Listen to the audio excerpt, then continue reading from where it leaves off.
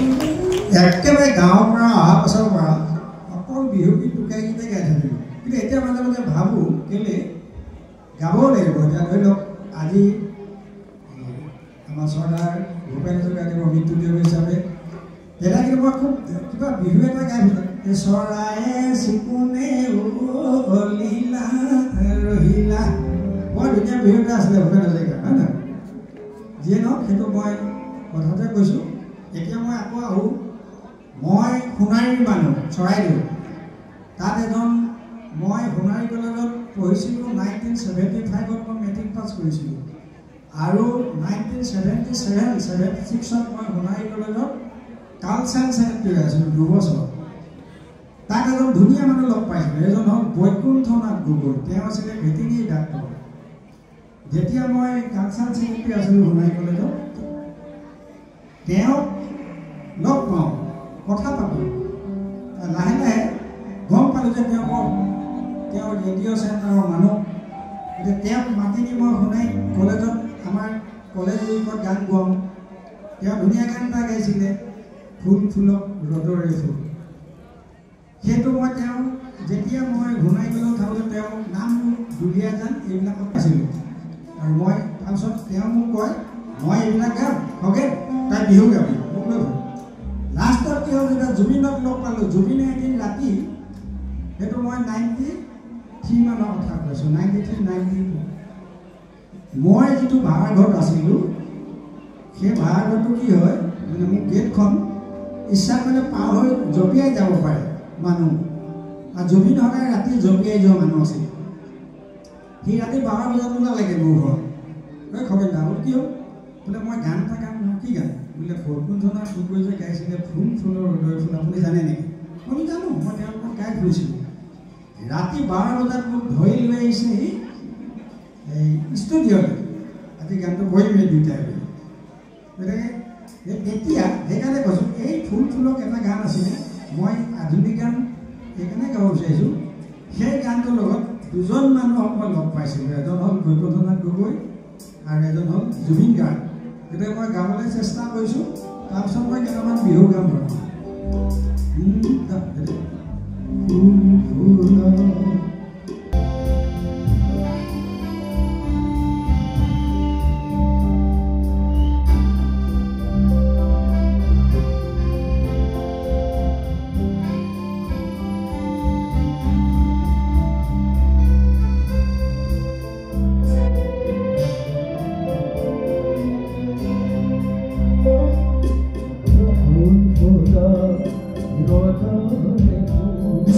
He died.